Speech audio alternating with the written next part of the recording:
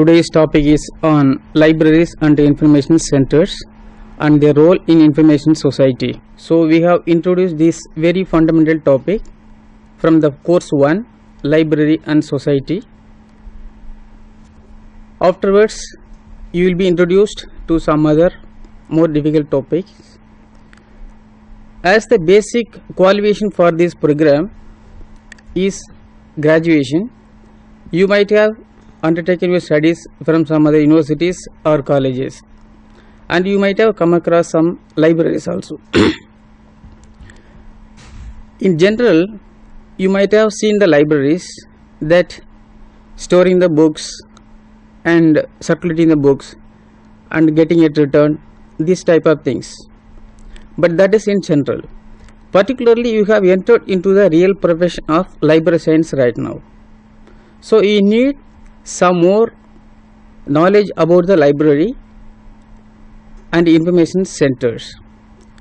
So today we have introduced this topic to introduce you what are really libraries and information centers and what are their roles in the information society. We have one expert with us who has very well been acquainted with this area.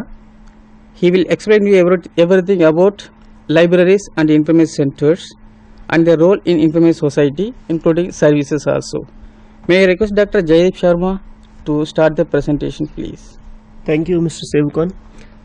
Dear friends, as he has mentioned earlier, you might have seen libraries around you.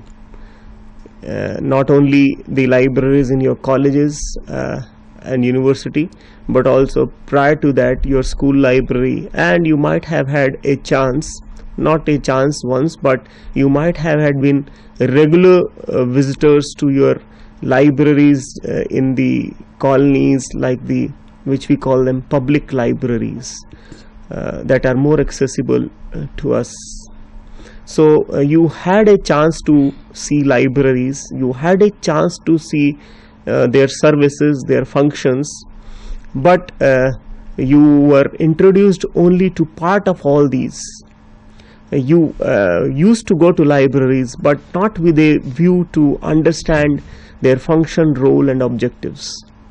Since this is the first session for this particular academic session, so we thought that we should have a topic in which we introduce you to really what is a library, what is a library meant for, what are the objectives and functions of a library, what are the services of a library, and basically, as the title says, we would like to discuss today the role of libraries in the information society. Again, when you see this particular title, you might be a little confused of certain terms which you might not be aware of, like the information society. So we'll be discussing at length these issues about the library, about the information society and the role of libraries in this particular society. Again, let us go back a little and again thinking of this particular topic. Didn't they have a role before this particular society in which we are today, which we are referring to information society? Yes, they had a role earlier also, and libraries have been existing since times immemorial. We had libraries in the ancient times also. Their form has been changing, their face has been changing, but these existed earlier also. So we'll be discussing a little in the evolution and development of libraries also. If you would have read in books about the history of libraries, you would have known that libraries existed in the palaces of kings. They had their own libraries. The libraries in temples, the religious places, libraries were there. Then people had their own personal libraries also. But libraries, access to libraries was limited to the elite, to a particular cross section of the society only. And there was a reason behind that, because it was only these people who were involved in acquiring knowledge, and who were involved with the area whose domain of work was knowledge and information.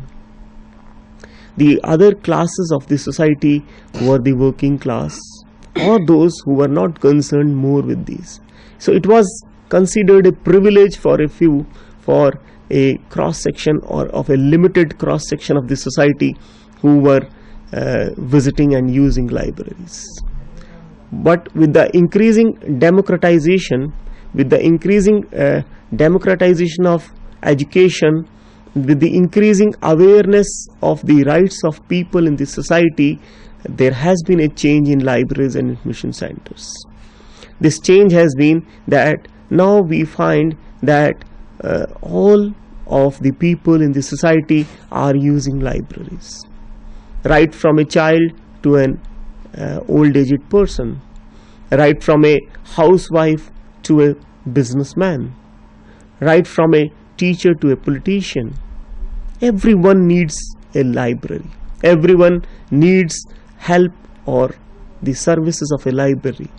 So library is a universal phenomena.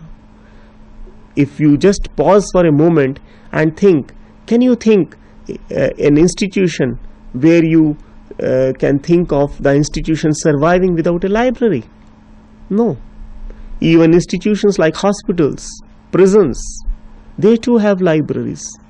A ship sailing across the sea, it has a library.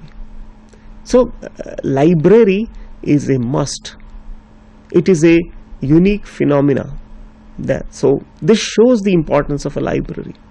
And after doing these courses, you will be managing these different types of libraries. You will be managers of these different types of libraries. Therefore, we should be very well aware of the library, its objectives, its functioning, and its role in the society. Up to now, we are very much clear that yes, they are an important part. The society cannot do without a library. I think it would be better if we see one or two definitions of a library from some standard sources. If you see this particular slide, you see that a library, very general definitions, it is a room where books are kept. But you could say that it's not very appropriate. It is just a very basic, a very generic definition, because books are kept in your rooms also. You say it is not a library. But if you have a room specially meant where books are only kept, you can say it is a personal library. Similarly, it is a collection of literary documents or records kept for reference or borrowing. So this particular point stresses on the service aspects of a library, that it is not only these documents that are stored there, but they are stored for reference or borrowing. Then it is a depository built to contain books and other materials for reading and study. So here also there is a point to be noted, that besides book, we are referring to some other materials which we would be discussing what are these materials. Then another point that comes to light here is that it is a depository. I'll be discussing this also after this slide. Then it is a building that houses a collection of books and other materials. So this particular definition that we have taken stresses more on the physical aspects and little on the service aspects of a library also. So what we get out of this particular definition is that there has to be a place kept apart, meant apart, and there has to be a collection of books and other reading material. So what is this other reading material that we are referring to? You are all well aware of, when you visited your libraries, you had seen the newspapers, magazines, periodicals, and books also of different kinds. Like you were not prohibited from taking out certain books from the library, that these are not to be taken away. These were called reference books. Then you had your textbooks, and these were issued to you for use at home. So this was the service that library was providing you, allowing you to borrowing those books to be taken back home and to be used there.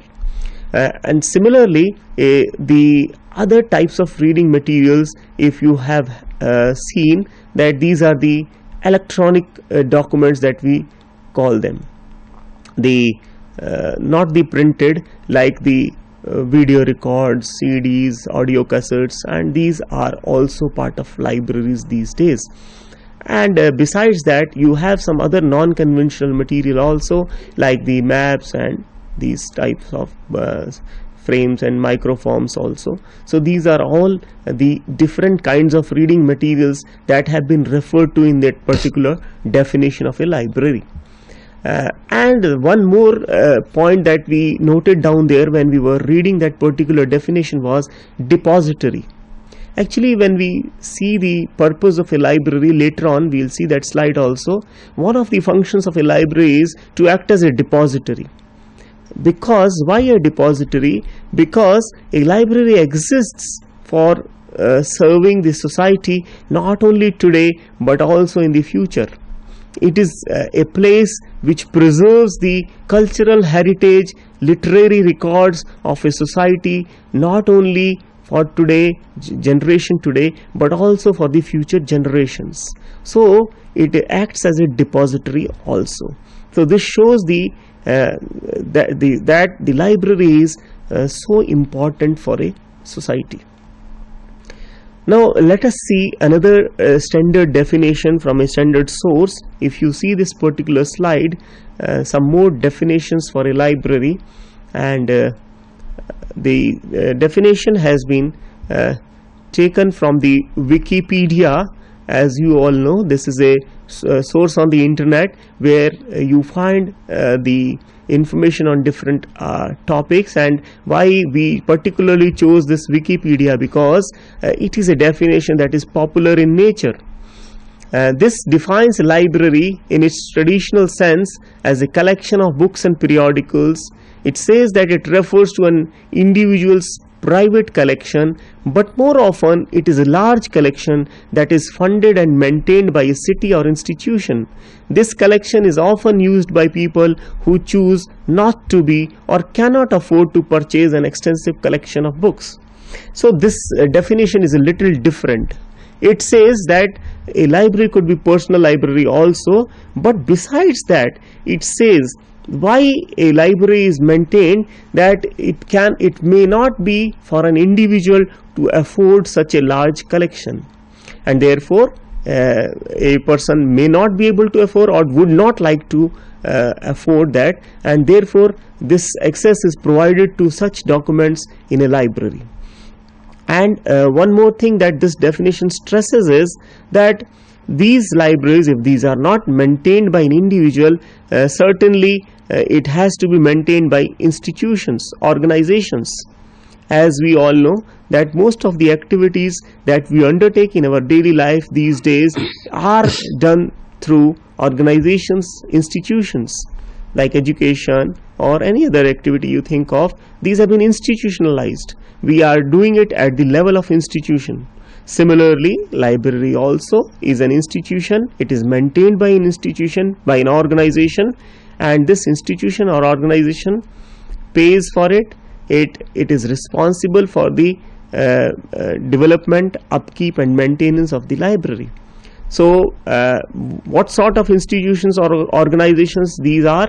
As you all know that we have seen them in schools, in colleges, in universities, and I just mentioned the extreme examples even of prisons and hospitals. And you think of an organization and you will say yes, it also maintains and manages a library. Like any business house, any research institution, any national level institution, any such institution, the media libraries. So all are maintaining and managing a library, because you cannot do away without them. Now let us come to the purpose of a library. Having seen these definitions, let us look into what are the purpose of a library. Why does a library exist? just we can see this purpose, we can take out this purpose from the definitions that we have seen, that the purpose of a library is to provide access to a large collection of different kinds of books and other reading materials at one place, otherwise beyond the reach of an individual. This is one that we have already seen earlier. The other is to preserve literature for posterity, so not only for people today but also for future generations. This is the other objective of a purpose of a library. Similarly, it provides a place for study and research. So this was missing from those definitions. So it is not only providing access to different kinds of reading materials, it is not only providing access to those materials per se physically, but also it is providing the access to those materials through different services, because one may not know what exists. So library provides certain services and makes it known to the users what exists, where it exists, by whom it exists. So all this also is done by a library, and besides that, it also provides a place where one can study, refer to, and be involved in one's own intellectual pursuits. It provides an environment, an atmosphere for study and research. So these are the different purposes of a library. Before going into the other aspects of the topic, because you are new to this, I would like to enumerate, I would like to tell you a few basic services that a library provides. I would like to discuss those particular services before I go on to the different kinds of documents that we have been referring to, and further into the information society concept, and finally the role of the library in that society. So let us see this particular slide where we mention what are these different kinds of services that we are referring to. Just now I was telling you that it is not only the documents that exist, but also providing access to those documents through certain services. And basically, though there are a large number of services that we can say, but basically it is reference, circulation, and interlibrary loan. In fact, interlibrary loan can also be viewed as part of circulation. So before discussing these, I would like to tell you that library is a place which is a little out of bounds for a general person. It has certain artificiality in the environment, and therefore it may be initially a little difficult for a new reader or a new person entering and using a library. Therefore, the very basic services that a library provides is reference service, which helps a user to use the library.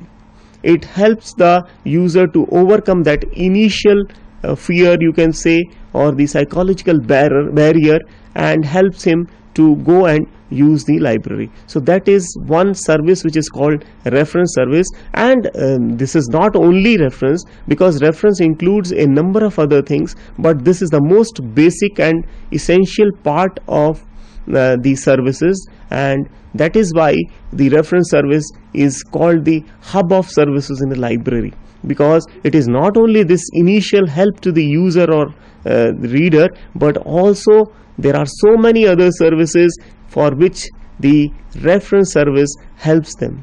So it is a center stage for the library, which is what is called the reference service. And it provides the reference services are provided on the basis of certain documents which are called reference documents, and we call those documents reference documents because they are to be referred to. They are not to be used and like other general books, and therefore these are the services that are provided on the basis of reference documents or reference books. Besides that, and in these services, the user, as we had mentioned earlier, is not allowed to borrow these certain kinds of documents. And for borrowing, we provide borrowing services, which we have referred to as circulation. And when the circulation is done within the library, we call it circulation. But when circulation is done, when the user is provided documents not from within the library but from some other libraries, we called it interlibrary loan. So these are certain services that a library provides, and then there are some other services also, but basically these are the basic services. Now let us move on to the different kinds of documents, though I have referred to them earlier, but just for your convenience I would like to show this particular slide, that these documents are, as you see, that in the print form and in the electronic form. So these could be books, periodicals, newspapers and magazines, and I told you about certain non-conventional forms also, and in that the microforms and the charts, the charts and your maps, atlases and all those are also there. So these are the different kinds of documents that you find in a library. Now as you see this particular title, I would like to clarify on that also, that besides libraries you find that it is libraries and information centers that we have mentioned there. So I would like to clarify that why this, is there any difference between a library and information center and library, or it is just a synonym? I would like to again show you this particular slide, that which shows that the information center is an evolutionary development of a library, that libraries have given way to this new particular concept, not new today but new as far as libraries are concerned, that libraries have given way to this particular concept which is called information center, and this came out because of the need of different kinds of users, and this is a center which provides services on the basis of information, and this information could be from anywhere and to be provided to anyone at any place, any time.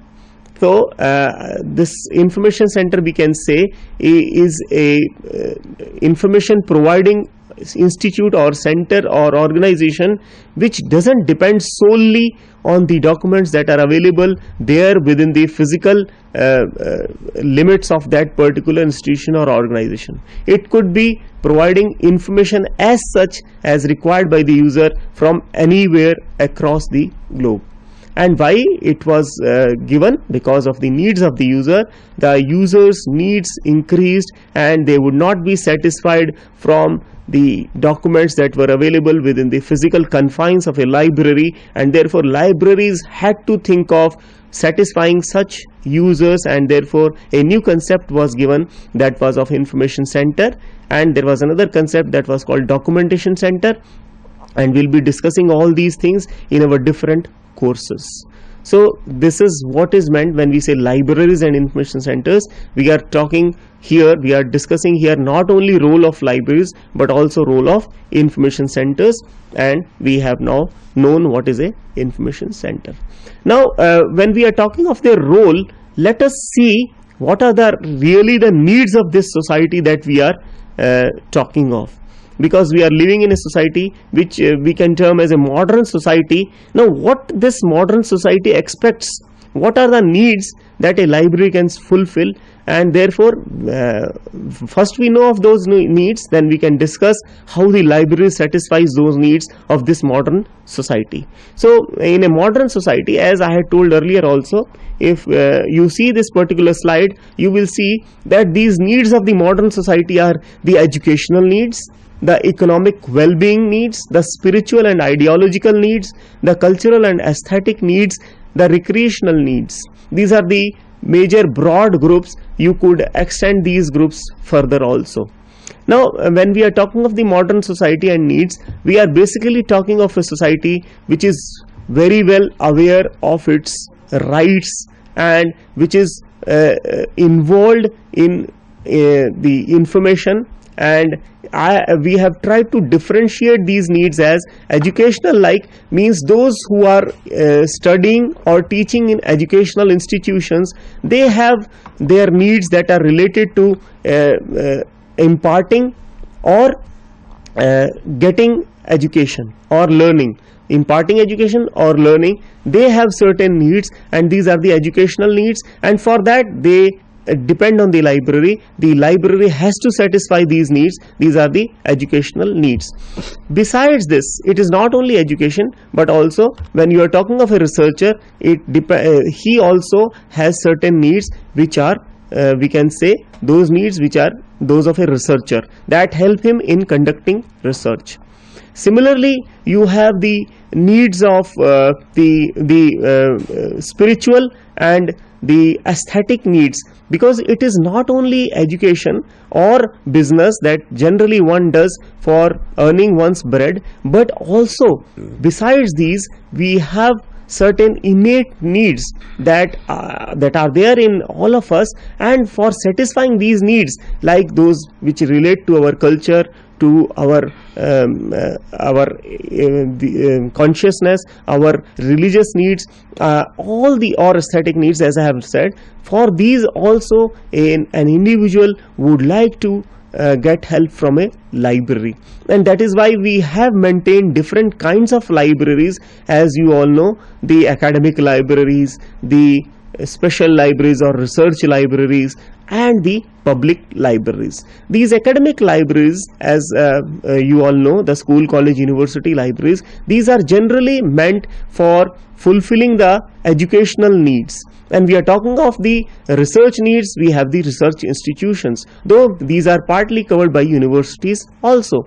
When we are talking of aesthetic needs, we have institutions of fine arts, and they are meant for satisfying these needs. But when we are talking of a library exists with all these, and it is different from all these because it satisfies not only educational, not only research, not only the aesthetic needs, but all those needs. Whereas when we are talking of educational needs, it is only school, college, university. Research needs is research institution. So as I had mentioned earlier also, in the society today we are working on an institution, in an institutionalized way, and these institutions that I have given examples in this particular slide exist to satisfy different types of needs. But library is different from all these. It is different in the way that it satisfies each and every institutional need, and these needs are fulfilled by the library. Now before knowing how these are fulfilled by different kinds of services, I would like to dwell a little on the concept of information society also, because just now we were saying modern society. The modern society that exists today, we call it an information society. Why do we call it information society, and what are the characteristics of this particular society?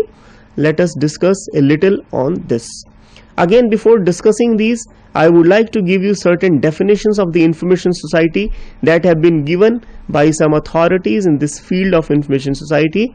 And one such definition is that it is a society where the majority of people are engaged in creating, gathering, storing, processing, or distributing of information.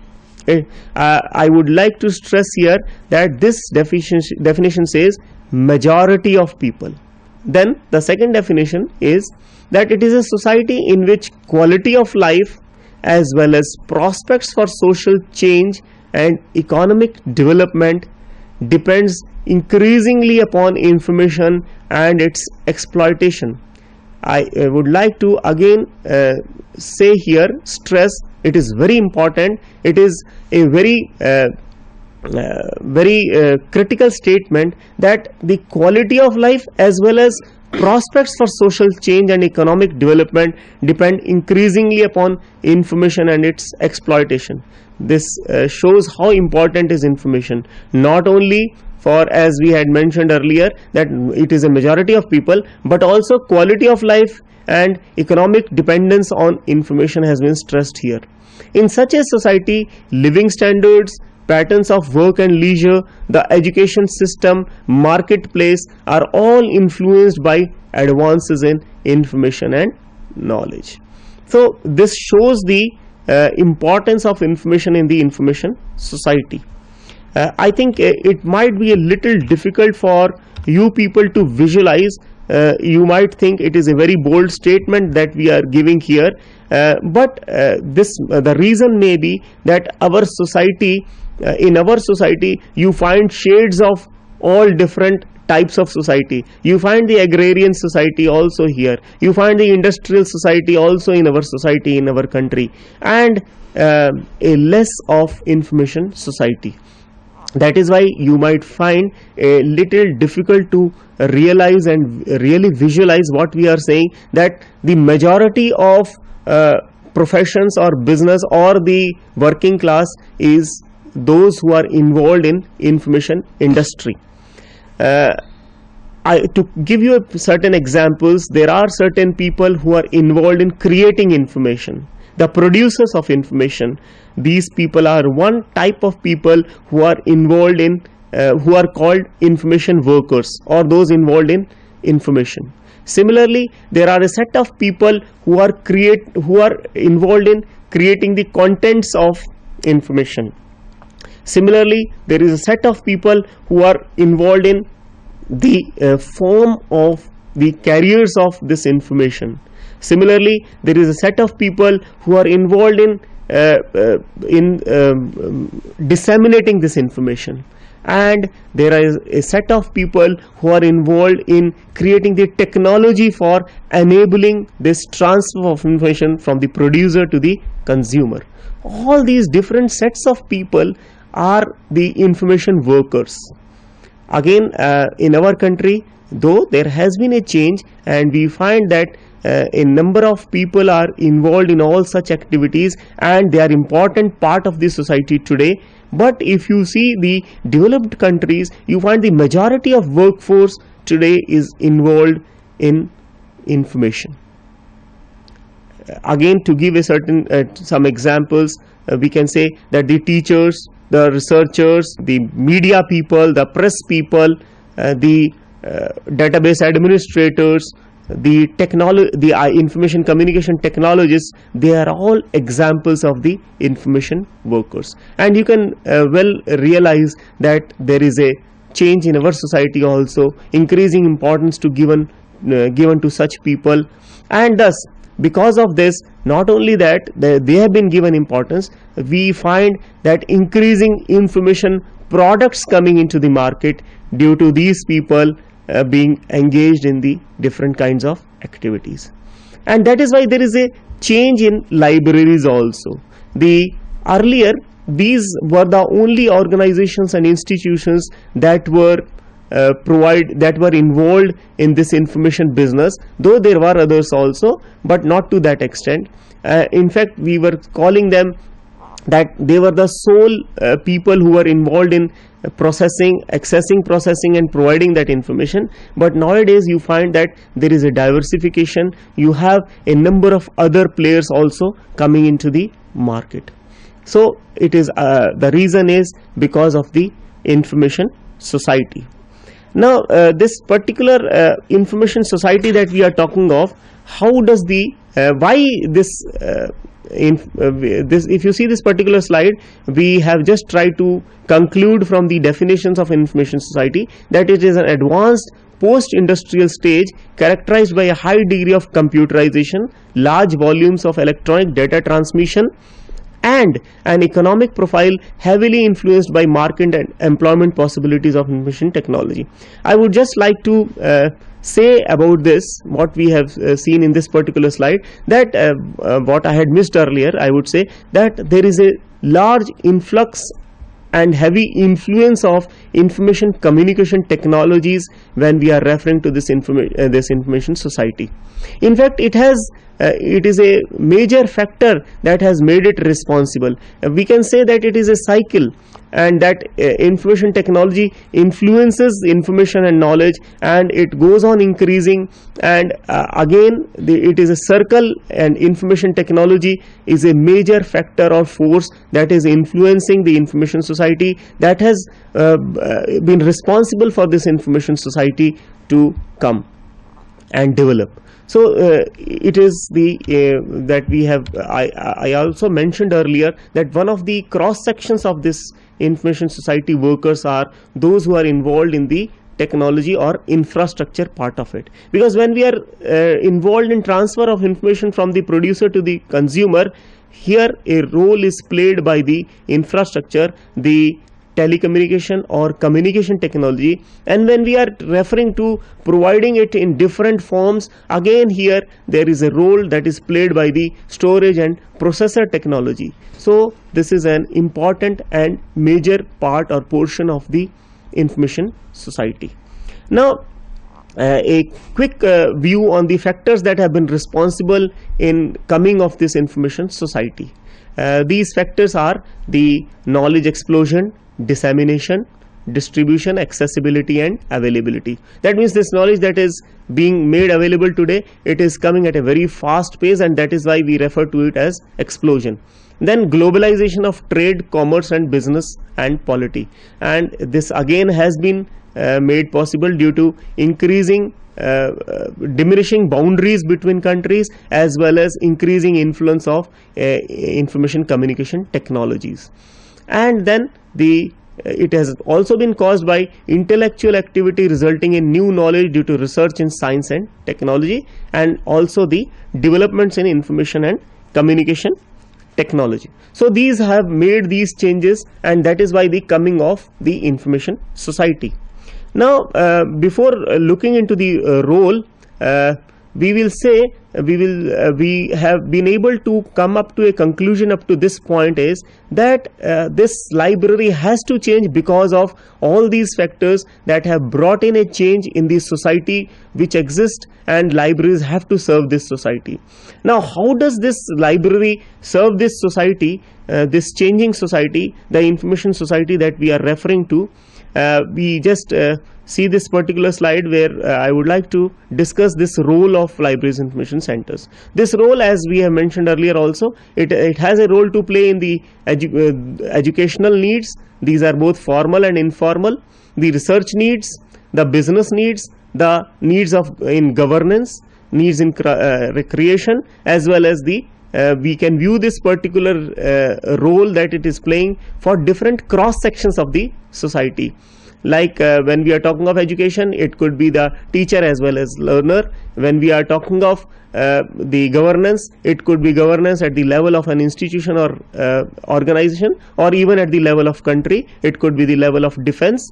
So all these cross sections demand heavily from libraries, and while playing its role, the library has changed itself in a way that what we were referring to earlier, that it has brought in the concept of information center, and besides that it has brought in the concept of information systems and information networks.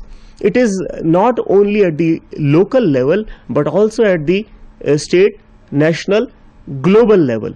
And again, these developments have been made possible due to the developments in the information communication technologies. But it is not only ICTs but also the conceptual developments in providing services that have been made possible by library information science professionals, like the conceptualization of new services, the concept of marketing in libraries. Now the libraries are providing user-centered services, user-centric services based on the needs and requirements of users.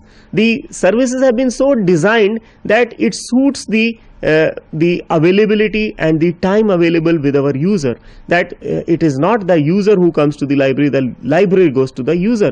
And it has been made possible again due to the developments in networks and networking. These networks exist at the local level within an institution and organization, as well as the global level. We all know internet is an example. So by the developments in these networks, we have seen that there is a changing face of libraries. The face of libraries is also changing, and this change of face of libraries is that we are coming towards paperless, digital, virtual libraries and hybrid libraries, and all these libraries are providing user-centered services. And internet is a big example where we find that you have user-centered services being provided, keeping in view the needs of different cross sections. They are providing value-added add-on services, and this is how libraries are also doing them. Doing that. They are making their access and availability far and wide with local collections. They are providing access to international global information, and the users is not a limit, and it has been made possible due to these new concepts coming up as virtual digital libraries.